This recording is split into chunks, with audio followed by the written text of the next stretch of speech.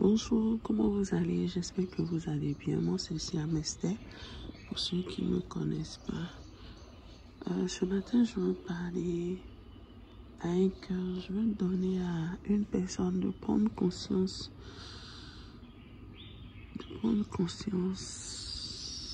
De quelque chose de très important. Je veux parler de la dépendance affective. La dépendance affective, pour ceux qui ne connaissent pas, c'est le fait d'être tellement attaché à son ou sa partenaire au point de ne vivre qu'au travers de cette personne. C'est-à-dire que quoi? Je vais essayer d'expliquer terre à terre pour que les personnes puissent se reconnaître dans cela. On va faire simple. Quand tu es en couple avec quelqu'un, quand la personne n'est pas là, c'est comme tu n'existes pas. Tu supportes pas l'absence de l'autre. Tu n'as pas de vie en dehors de la personne. Même dans les décisions les plus élémentaires de ta vie, il faille que la personne te donne son approbation. Il faille que la personne te valide. La dépendance affective aussi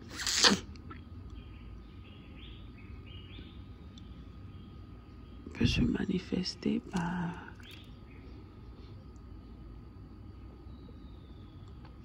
l'insatiabilité. Tu n'es jamais satisfaite de l'amour que te donne ton ou ta partenaire. Tu es toujours en train de te plaindre parce que tu te dis que tu ne mérites pas cet amour. Tu te dis que cet amour n'est pas assez.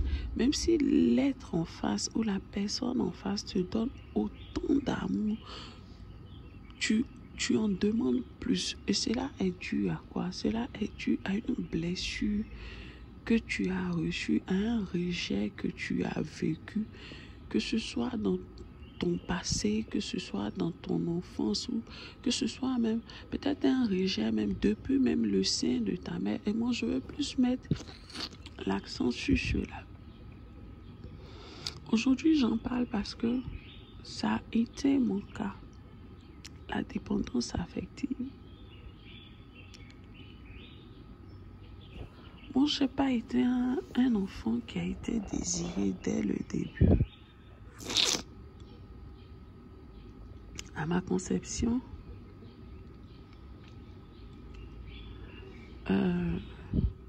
ma mère n'était pas prête pour tomber enceinte et elle est tombée enceinte de moi. Du coup, elle a essayé de interrompre la grossesse, mais par la grâce de Dieu, elle a fini par laisser. Mais elle a essayé à deux reprises d'aller voir son médecin parce qu'elle avait placé, comme on appelle, les stérilés là. Mais malgré ça, elle est tombée enceinte de moi. Et c'est elle-même qui m'a expliqué. Et l'explication aussi n'a pas été quelque chose, ma fille, attends, non. J'étais adolescente et j'étais un enfant vraiment qui s'était vraiment rébellé. Et un jour, dans ce que les adolescentes font là, au bord de... En tout cas, quand elle n'en pouvait plus, elle m'a sorti ça. C'est pour ça que je ne voulais pas que tu viennes au monde, mais tu as tout fait pour aller te placer dans mon ventre, pour venir emmerder les gens comme ça. Et ça a été une blessure profonde pour moi. C'est-à-dire déjà, depuis la conception, l'enfant est blessé parce que quand une mère ne désire pas l'enfant qu'elle porte, l'enfant le sent, le fœtus le sent.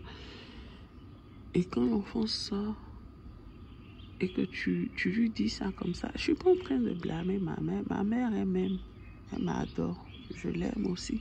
Mais je mets l'accent sur ce fait-là pour que on comprenne un peu la source. Ça peut ne pas être la source pour tout le monde, mais moi, je parle de ma source à moi. Après cela, il y a eu d'autres événements dans ma vie où j'ai vécu le rejet. Et ça a été ainsi pendant tout mon parcours jusqu'à ce que je croise mon mari. Et quand c'est comme ça, tu accumules, tu vas de blessure en blessure, de rejet en rejet. Je ne suis pas en train de vous dire que ma mère ne m'a pas aimé ou mes parents ne m'ont pas aimé. Non, ça n'a rien à voir. Mais ce sont des choses qui arrivent dans la vie, peut-être à un moment donné de la vie, mais qui laissent des traces indélébiles dans la vie de la personne, en fait. Et quand je suis rentrée dans le foyer, j'étais quelqu'un qui désirait beaucoup d'amour, qui avait besoin d'amour. Moi et mon mari, quand on s'est rencontrés, je vivais ma deuxième tragédie et j'étais au fond, en fait. Et il a été là. Il m'a beaucoup soutenu. Mais il y avait déjà beaucoup de blessures, de rejet. Aujourd'hui, j'en parle parce que je dis que ça a été à la base de beaucoup de choses. Et je veux qu'une femme, un homme se rendent compte.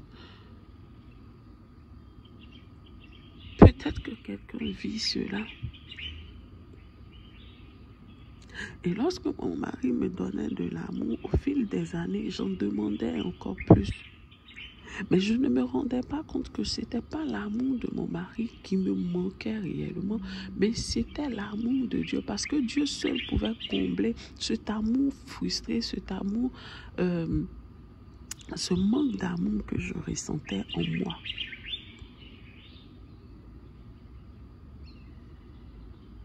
Comme je le disais dans une de mes vidéos, il y a une période de ma vie où j'ai fait la rencontre de Dieu.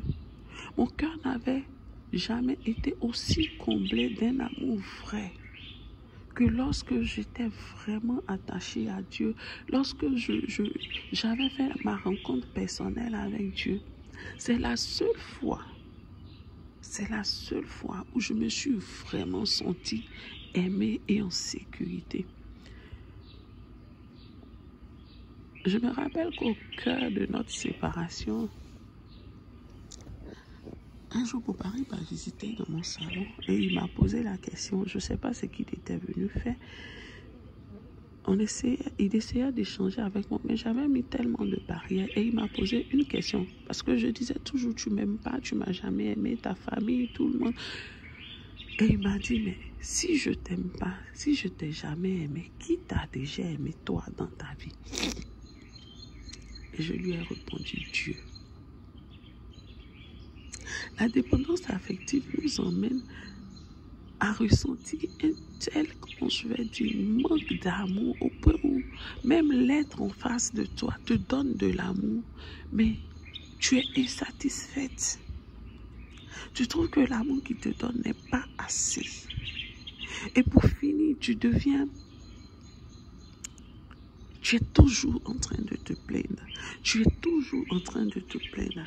Et l'être en face, imagine, mets-toi un peu à la place de la personne qui te donne de l'amour. Comme il pense être, c'est-à-dire, comment je vais dire, selon sa capacité, il te donne de l'amour. Mais toi, en face, parce que tu as un problème de blessure intérieure, d'amour frustré et de dépendance affective, tu trouves que l'amour qu'il te donne n'est pas assez. Mais au fil des temps, au fil des années, ça saoule et ça décourage. Aujourd'hui, j'en parle, mais en ce moment-là, je ne voyais pas ça comme ça. Aujourd'hui, j'en parle, mais en ce moment-là, je ne comprenais pas ça comme ça. J'étais toujours dans cette quête perpétuelle de l'amour. Et j'étais toujours en train de me plaindre. Et cela me rendait toxique, toujours en train de faire des histoires. Parce que pour peu, tu ne m'aimes pas. Pour peu, vous ne m'aimez pas. C'est vrai, les gens ont leur comportement. C'est vrai, les gens ont... Je ne dis pas que tu te plains. Peut-être que le fait que tu te plaignes est fondé. Peut-être qu'il y a des faits qui sont là, qui te prouvent réellement que ces personnes ne te portent pas dans leur cœur. Mais moi, aujourd'hui, je ne veux pas regarder ce côté. Moi, aujourd'hui, je veux regarder de ton côté. Moi, aujourd'hui, je veux te dire que ce soit toi la femme, que ce soit toi l'homme. Ce dont tu as réellement besoin, c'est l'amour de Dieu. C'est te rapprocher du trône du Seigneur pour dire au Seigneur, voilà ce que je vis. Seigneur, je suis blessé. Seigneur, je suis frustré. Seigneur, j'ai été rejeté. Seigneur, j'ai été mon amour. J'ai donné de l'amour à tel ou tel. Cet amour a été frustré, ne m'a pas été redonné en retour. Mais Seigneur, viens guérir mon cœur. Seigneur, rejoins-moi dans ma misère. Guéris mon cœur. Guéris-moi, car j'ai véritablement besoin d'être guéri par toi pour avancer, pour avoir une meilleure relation avec moi, avec ma partenaire. Parce que quand cela commence à te détruire, quand tu es détruit de l'intérieur, tu ne peux que détruire à l'extérieur. Tu ne peux que détruire à l'extérieur. Tu ne peux que détruire ta ou ton partenaire en retour. Et cela même sans t'en rendre compte. Je veux parler à un cœur aujourd'hui. Si tu es toujours en train de te plaindre que ton mari ne t'aime pas, que ta femme ne te manifeste pas assez d'amour, peut-être qu'il y a un problème de dépendance affective quelque part dans ta vie. Peut-être qu'il y a un problème d'amour frustré quelque part dans ta vie. Peut-être qu'il y a un problème de rejet quelque part dans ta vie. Peut-être qu'il y a un problème de blessure intérieure dû à tout cela quelque part dans ta vie. Et retourne au pied du Seigneur, va au pied du Seigneur et demande à Dieu de guérir ton cœur.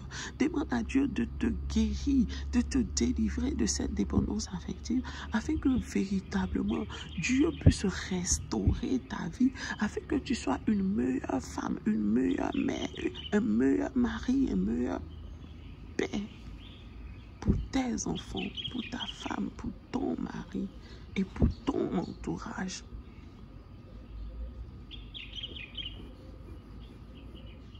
Oui, parce que ça détruit toute ta vie, ça détruit tout autour de toi.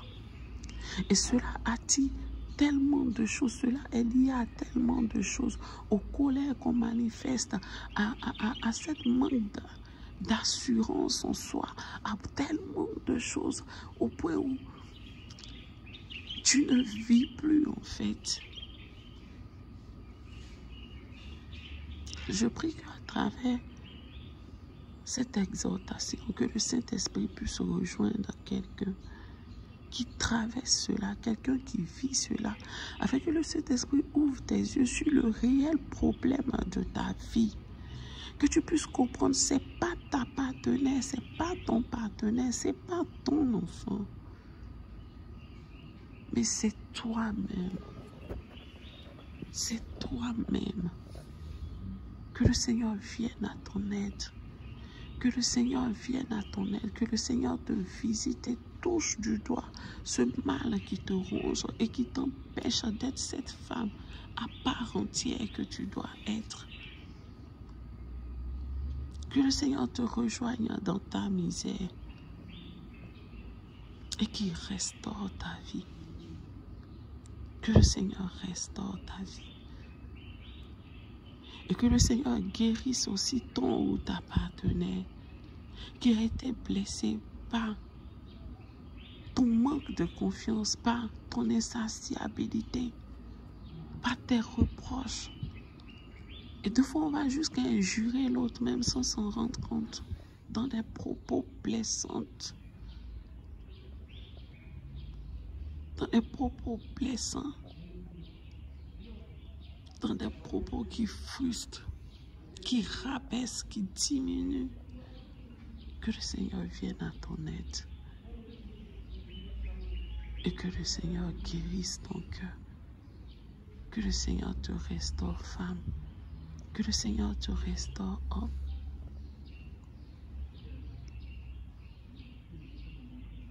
Je prie que le Saint-Esprit commence quelque chose de nouveau avec toi.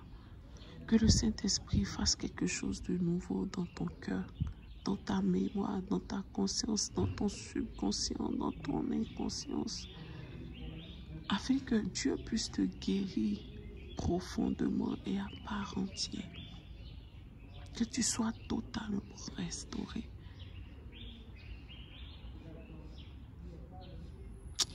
Sur ce, je m'arrête là. C'était Siam Esther. Je vous aime, mais Dieu vous aime encore plus. Amen.